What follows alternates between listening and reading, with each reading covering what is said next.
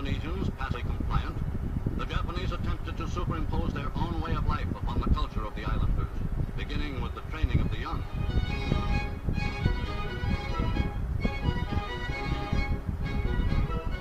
Resentment among the natives soon began rising, as thousands of them were forced into service in a Japanese-trained army, or pressed into slave labor.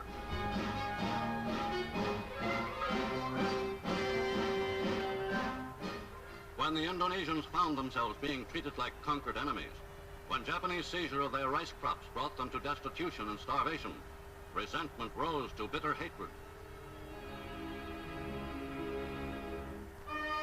In 1945, final defeat came to the Japanese. 3 days after the war's end, a committee of national leaders proclaimed the independence of the Republic of Indonesia, with Sukarno as president. Thus, on their own initiative, seizing the freedom promised 3 years earlier by the Dutch. With the Japanese defeated and no allied forces at hand to take over in their place, nationalist feeling swept the people of Indonesia.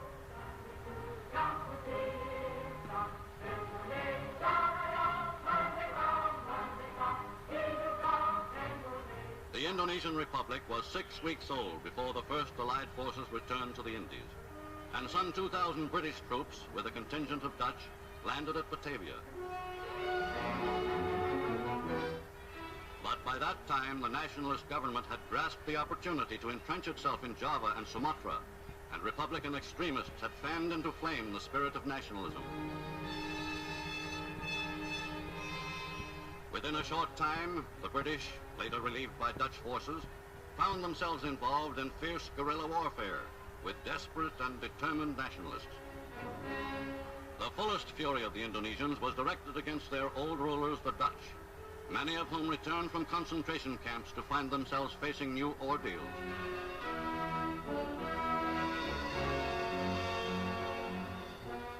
Other internees were released from their camps only after months of terror, during which they had been held as hostages by the Indonesians.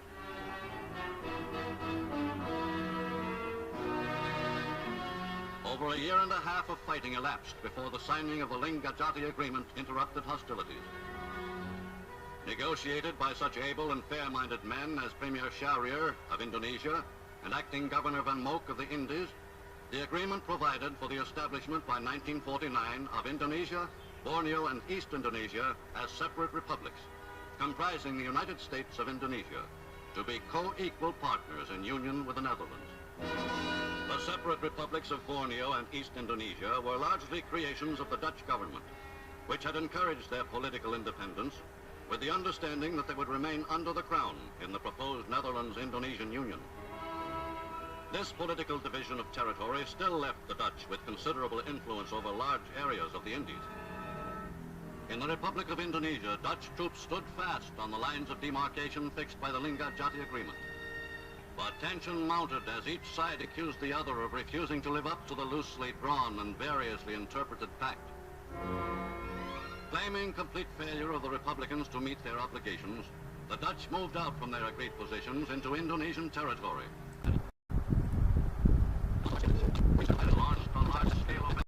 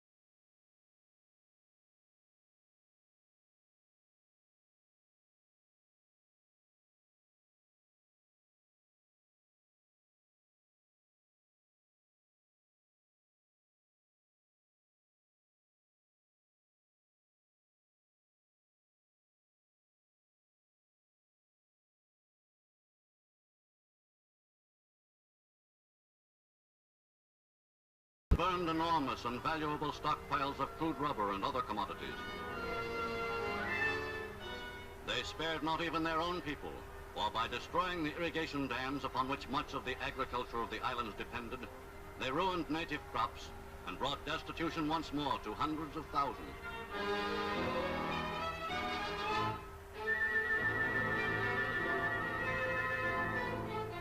With bitter warfare deepening the hatred between Indonesians and Dutch, and making any rational settlement of their differences less and less likely, the first move to end the impasse came from outside. The Security Council of the United Nations issued the sternest resolution in its history, calling upon both sides to cease fire immediately and compose their differences by negotiation. But between the antagonists, resentment had become too intense, and distrust of one another too deep, even on the part of leaders like Acting Governor General Van Mook, inclined to moderation. What is the basic trouble between the Dutch and the Indonesian Republic? Our trouble is not with the Republic, it is with this present self-appointed Republican government. It is unable to provide anything like a regular administration. And among reasonable men in the opposite camp, like Indonesia's Tambu, the feeling of distrust was equally strong. The Republic of Indonesia has been functioning with an independent government for over 2 years, yet the Dutch are trying to reimpose colonial rule. Republican leaders say they can't trust your government on the independence question. Our promises of independence were made by a large majority of a freely elected Dutch parliament. We have, I think, a good record of doing what we undertake to do. The path of Dutch colonial history is strewn with broken promises. In 1918, they promised us internal autonomy. That promise was not kept. In 1942, the Dutch Queen promised us voluntary cooperation between Holland and Indonesia on an equal basis. That promise wasn't kept. In October 1946, we signed a truce agreement with the Dutch. They broke that agreement too. The Dutch charge that the Indonesian Republic has not carried out the promises of the Linggadjati Agreement. We Indonesians have kept every promise. We wanted to submit our differences with the Dutch to arbitration, as called for by the Linggadjati Agreement. But the Dutch repeatedly refused our requests, tore up the Linggadjati Agreement, and 1 hour later launched a full-scale attack on us. Our action was taken to end the anarchy into which the Republican Revolution was developing. In Holland, where the government is seeking a way to terminate strife in Indonesia, the Dutch are facing one historic fact.